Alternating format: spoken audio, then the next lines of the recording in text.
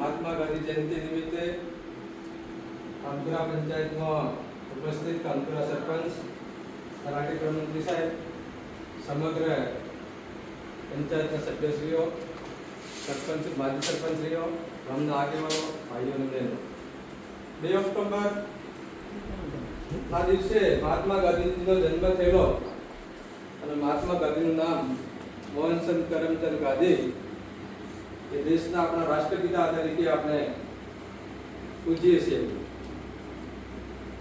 મહાત્મા ગાંધીએ દેશ આઝાદીમાં અહિંસક રીતે એક આંદોલન ચળવળ કરી અને દેશ અંગ્રેજો કાઢીને આપણને આઝાદ કર્યા. એ નિમિત્તે આજે સરકારશ્રીએ પંચાયતે ગ્રામ સભાનો નિર્ણય કરેલો છે. મહાત્મા ગાંધીએ જે અહિંસક રીતે લડીને અંગ્રેજોને આપણા દેશને ગુલામીમાંથી મુક્ત કર્યા, એના પછી આઝાદી પૂરી થઈ એવું નથી. આઝાદીના આટલા વર્ષો પછી પણ આજે આપણા દેશમાં અનેક પ્રશ્નો એવા છે જેના થકી આજે આપણે સૌ મળ્યા છીએ. ગ્રામ સભા એટલે સૌથી મોટી સભા, વિધાનસભા હોય કે લોકસભા હોય, સબસે બડી સભા ગ્રામ સભા. એ ગ્રામ સભામાં આપણે જે ઉપસ્થિત થયા છે પોતાના મંતવ્યો સૌએ આપણે રજૂ કરવાના છીએ. એમાં આપણા માટે હાલ મોટો સળગતો પ્રશ્ન એક જાતિના દાખલાનો છે. આ દેશના મૂળ માલિક આદિવાસી હોવા છતાં આદિવાસીને 1950 નો પુરાવો જોઈએ છે, જ્યારે બિન આદિવાસી માટે આજે 78-75 નો પુરાવો મળતો નથી. એક બહુ મોટો પ્રશ્ન છે. એના લીધે આજે આપણા ભણતા બાળકો, વિદ્યાર્થીઓને આજે જાતનો દાખલો મળતો નથી.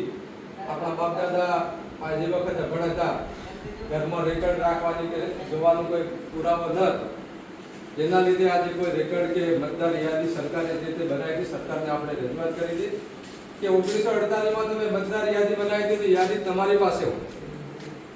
કોઈ પણ પંચાયતમાં કે તપાસ કરી આખા તાલુકામાં કે આખા બનાસકાંઠામાં કેવા પણ મતદાર યાદી નથી. જેના કારણે આજે તાલુકાના 450 થી 500 લોકોના બાળકોના દાખલા પેન્ડિંગ છે. તાલુકામાંથી સાચી સલાહ આપવામાં આવતી નથી.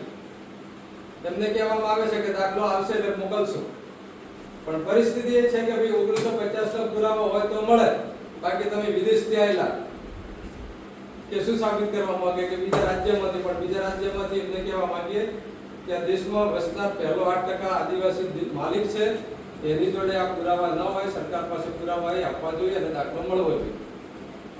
એના પછીનો આપણે સળગતો પ્રશ્ન છે 2006માં વન અધિકાર કાયદો આવ્યો અને ગ્રામ સભાને સત્તા આપી કે ગ્રામ સભા કરે એ ફાઇનલ. તો ગ્રામ સભામાં આપણે બધા 2006ના વન કાયદામાં ફોર્મ ભર્યા તો આપણને મસ્કરી ટાઈપ 20 ગુઠા 10 ગુઠા વધુ એકાદ બે જણને હશે કદાચ, બાકી 20 ને 25 30 ગુઠામાં આપણે સરકારશ્રીની આજની ગ્રામ સભામાં સાહેબ જોડે ઠરાવ કરવાના છીએ કે અમારા 10 એકરનો નિયમ છે, પણ 10 એકર નહીં જોઈતી, અમને માત્ર ને માત્ર અમારો કબજો એટલી આપો, એ સિવાય જોઈતી નથી આપણે વધારે. મુખ્ય વાત જાતિના દાખલા માટે ગ્રામ સભા વિજિલન્સ કંપની બિરસા મુંડાની જે કોઈ કમિટી આવે એ ગ્રામ સભામાં બોલાવે અને ગ્રામ સભા નિર્ણય લેવડાવે એ કાયદો છે.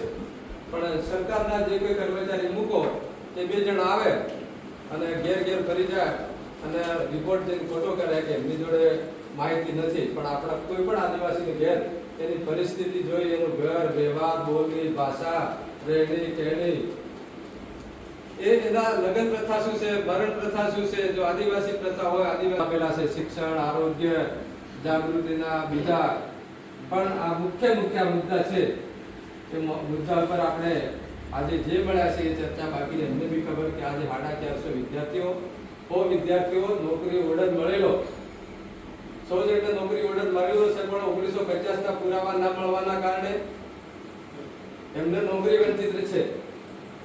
એમની સાથે નોકરી કર્યા 3 વર્ષ નોકરી થઈ, પણ આપણા આદિવાસી વિદ્યાર્થી એ ભણવાનું છોડી દીધું. હવે નવી પેઢી ભણવાનું છોડી દેવાની.